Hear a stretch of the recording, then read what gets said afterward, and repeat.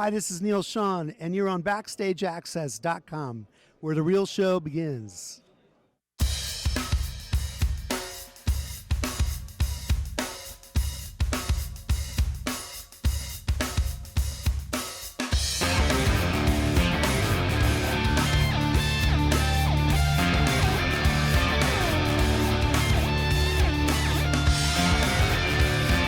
BackstageAxxess.com. We're here at the NAMM show 2013 at the Paul Reed Smith booth with a very, very special guest, legendary guitarist Neal Schon of Journey. How you doing? Good, good. You're promoting a brand new, beautiful guitar.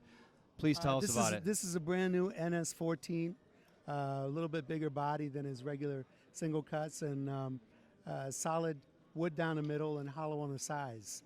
And I have an NS15 as well as the one. It's a little bit bigger box and two F holes, and same idea, solid down the middle, mahogany and hollow on the sides. And you know, I've always been a big fan of 335s, and you know, I love the hollow breathing point of the guitar. You know, the solidness under the pickups gives you the stout and high end you need, and get rid of the feedback that I don't want on stage. But the hollowness really, it acts like a natural overdrive pedal without a pedal.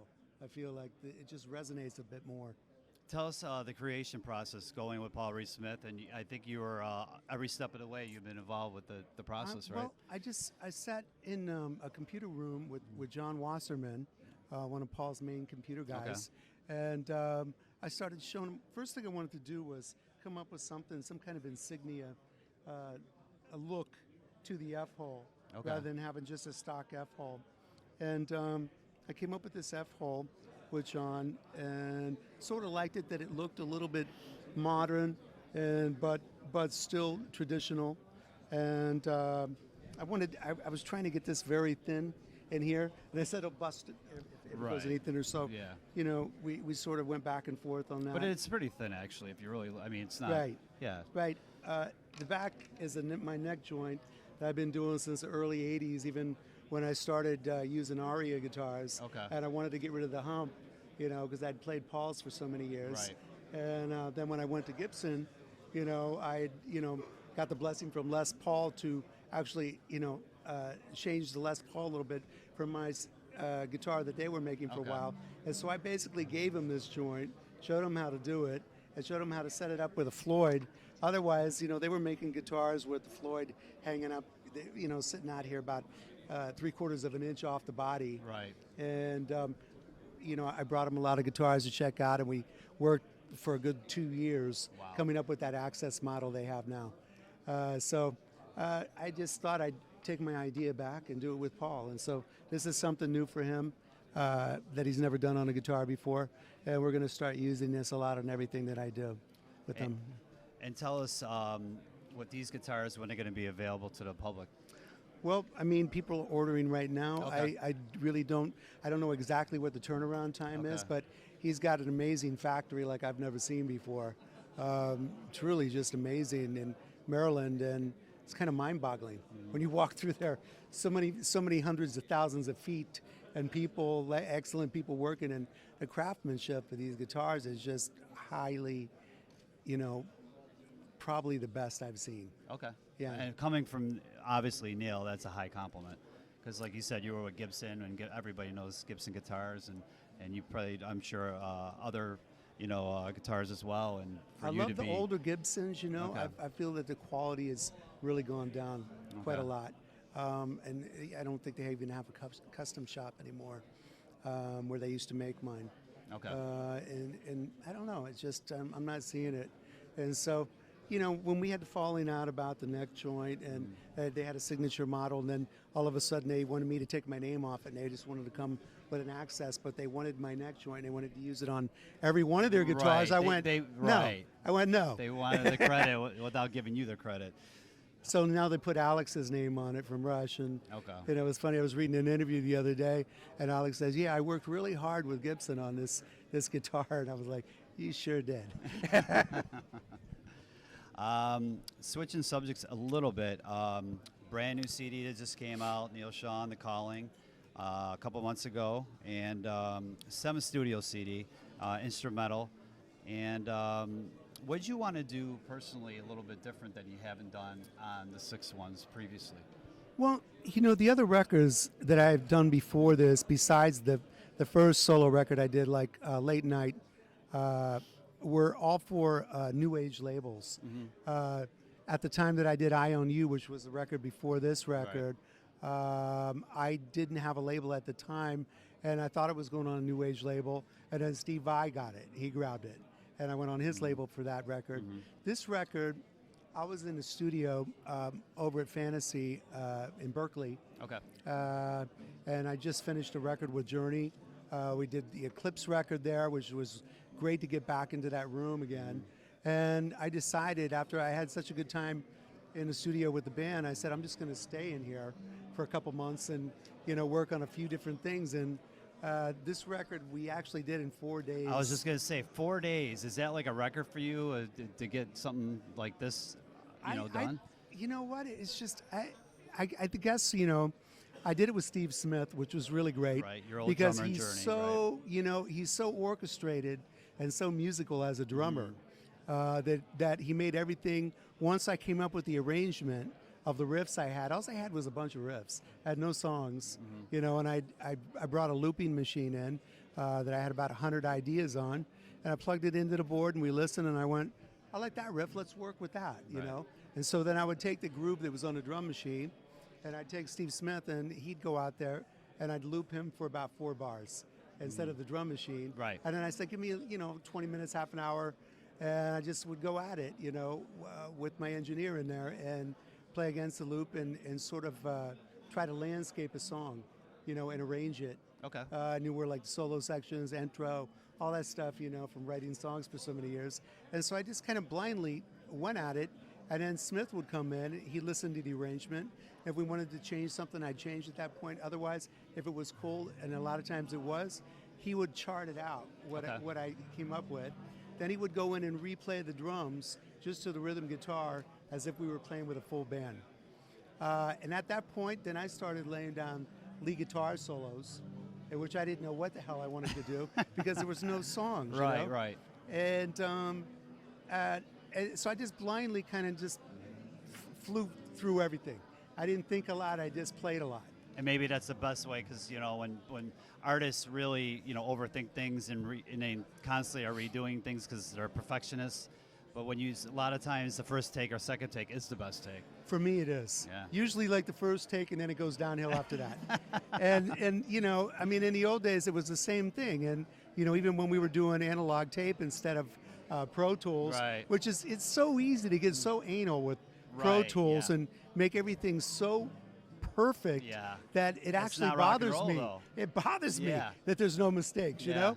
And so like when I kind of flubbed doing a run up like in the Calling, the first guitar solo, I do this run and I kind of like botch it. I play pretty sloppy, I think, compared to some of the other tracks. But I just said, it feels good, so I'm going to leave it. And I didn't have much time to mess around because Steve was just there for 4 days. And so we just plowed through it and laid 3 or 4 songs down a day. And Jan Hammer came back to work with you, and you've had a long relationship with him. And tell us about that. What happened was the record was done, and I had another great keyboard player that is also all over this record, Igor Lin. He's a Russian pianist and movie soundtrack arranger, great songwriter, a phenomenal player like Jan. There's only one Jan Hammer, but Igor is truly talented. And so he was in the studio with Smith and I as well. And I had him working in the other corner with another set of Pro Tools. So that he could be like orchestrating, coming up. I'd say I'd like want to put this in this section, want to put that in there. And so instead of wasting the time, I sat there with Smith and we just plowed through and kept getting basics down in guitar solos. While he was doing the orchestration. Then at the end of the day, when I was done with Smith, then I'd hook his computer up and say, what you got? And then he'd have like way more than enough. And I say, let's just use the cellos, let's use this. And we lay it down and lay it into the main computer. All within 4 days. That's boggling to me. And then, so, I was going to use Marco Mendoza on bass. and then he wasn't around, and so I had a 5-string bass, a Music Man in there, and I played, bass on my demos usually, and so I said, I'll just put some bass on here. I just want to hear what it sounds like, because I played all the solos before I put the bass on. Okay.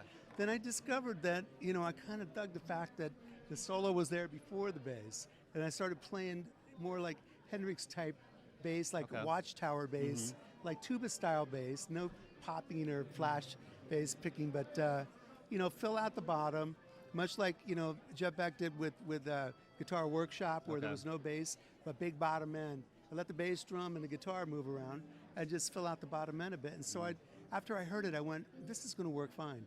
And so I just started putting bass on it after that, and it was there. What I did spend a lot of time on this record doing was mixing. Okay. I spent about a year and a half, not all at one time, but I'd go to Nashville and mix it with my good friend Dave Mikulski. He was a very, very talented guitar player, songwriter, and producer and mixer. And then I'd take a CD back. I'd go there, work for about 3 days, and I'd bring a CD back and I'd stick it in the car or the motorcycle and drive with it. And then I'd go, I don't think the drums are right yet. I want to get a bigger room sound. You could have went so many different ways with Smith's drums. The room I had was very ambient and really amazing sounding. I think Steve was more used to hearing his drum kit real tight and jazzy, because he doesn't really slam hard. Right. I wanted more ambient room size to it to make it more rocking, you know? And so once I got his drums sound, then things sort of fell into place of how I wanted the record to sound. And I kind of went back and forth with Dave I think it drove him nuts, but I spent a lot of money mixing the damn record, You want but, what you want, right? I think that I got the best out of the record I could possibly get, It sounds great. It really does. And Thank you. from what I'm hearing, too, that you're working on another project with some guest artists? Actually, it's done. Is it? Okay. After I did this record with Smith, once again, I had a great time in the studio. Okay. And I decided to stay in the same studio. Okay. Set up, and I called Marco Mendoza was back in town then. And I called my drummer, Dean Castronovo. Yep. And so I figured I wanted to do like a late 60s, 70, early 70s experimental power trio with vocals. Okay. And so these guys came in now, and we just started going at it the same way. I had some rough sketches of ideas, but pretty much made the stuff up on the spot again with these guys. And we wrote on the spot, and then I had Jack Blades come in and help me with lyrics. And Jack and I had worked on a few songs at his house where I didn't really know where the song was going to go. And that's what prompted me to just, why don't we do another record? I had like a year off from touring, so I just said, I never get this kind of time off, so I think I'm going to take advantage of it and try to get creative here. And luckily enough for me, I didn't get like a bunch of stumps, and it was really free-flowing. And I love, creating in the studio when you truly are just free to do whatever you want, and you don't have a certain type of the record companies telling you what to do and what to make. I didn't even know what kind of record it was going to be, Right. And that was kind of the beauty of it. Just let it come out from day to day. And what it turned out to be is the record is all over the map. I mean, you listen to one song and you go, wow, that's great. Sounds like Santana a little bit. And you listen to another song and you go, wow, man, that's heavy. It sounds like King's X and somebody else, Right, Hendrix, right. And every song has got like a different little niche to it.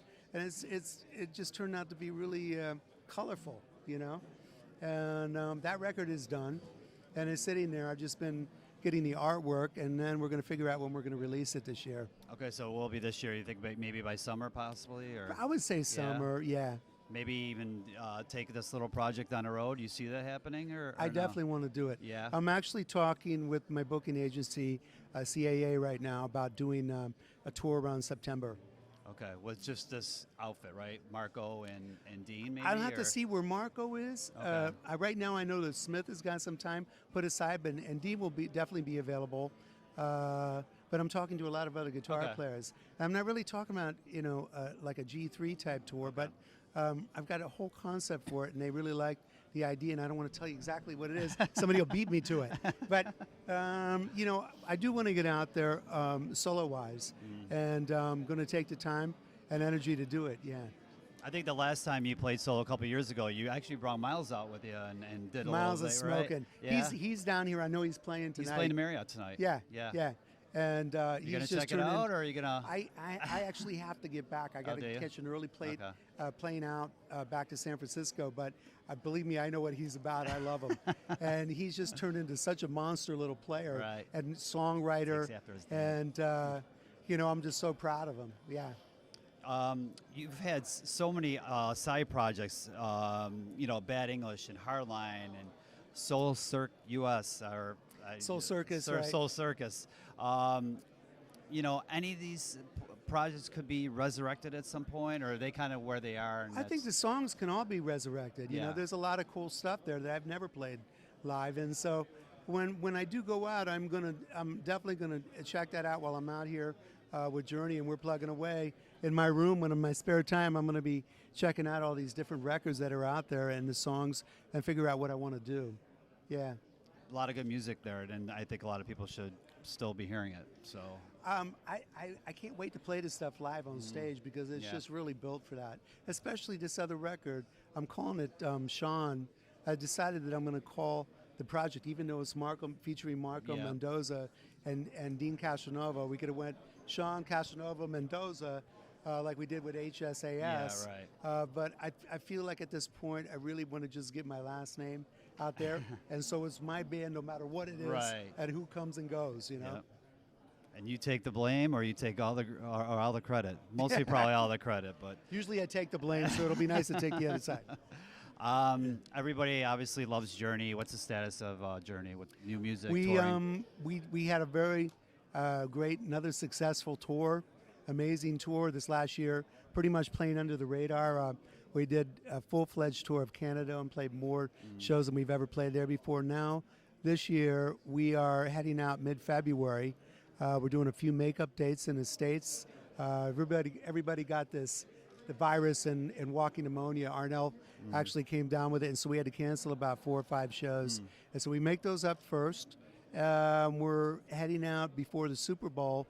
And you guys are playing a Super Bowl, right? We're not playing the Oh, no, Super Bowl, but we are filming a show around for the Super Bowl. Or yeah, something, it's CMT, right? Is Rascal Flatts, I think, is involved. Yeah. Yeah. Okay. And we're doing one of the Crossroads show with the Rascal Flatts Yeah, guys. that's it, I right. love those guys, and we're actually going to do some dates too later on in the States this year. But what we do is we leave, we do the dates in the States, the makeup dates. We do the show, the Rascal Flatts show. Then we're going to go see the Super Bowl game. Niners, they're going to win. And then we go to Australia.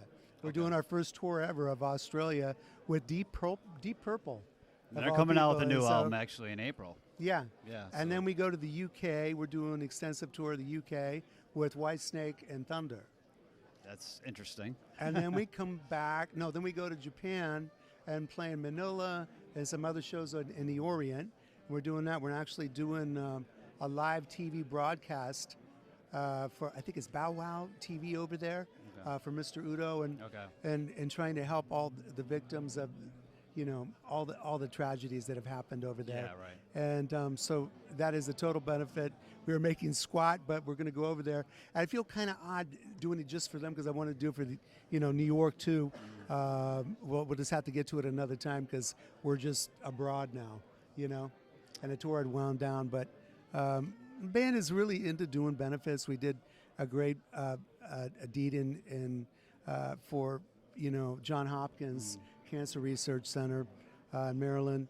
With my fiance, Mikkel, over there, she did a fashion show, and I did it with Paul Reed for them, and we raised like $500,000 net for the hospital. And so we're into giving back at this point. You know, we're so grateful to have still doing so well. You know, it's the only right thing to do. Well, Neal, thank you very much for talking to us. We're at the Paul Reed Smith booth, and like we were talking about, we started off. These are beautiful guitars, the NS14, the NS15. Go to paulreedsmith.com to check it out. Neal, you have it also on your site too, I believe, right? Yes. Yeah, and also the Calling that just came out. Check it out. Great new CD. Neal, thanks for taking the time to talk to us. I forgot to tell you how Jan came into this. Igor, I had played a couple. I had a melody for Igor on like Tumbleweeds that was very Jan Hammer-esque. Okay. And so Igor played the melody, and then after I heard it, I go, well, why don't I just see if Jan would do it? So I sent him an MP3 through the mail, and I asked him to play on a couple tracks and showed him the sections, and he didn't reply. And then about 4 days later, I'm thinking, he's probably busy or whatever he's doing. He's not going to do it. And then he sent it, back, and it was done. He goes, here you go. He goes, I think I played some good melody and some ass kicking stuff. And it was it. There you go.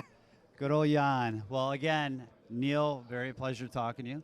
And have a great NAMM 2013. Enjoy. Beautiful guitar. Thank you. Hard work. BackstageAxxess.com. Thanks for taking the time.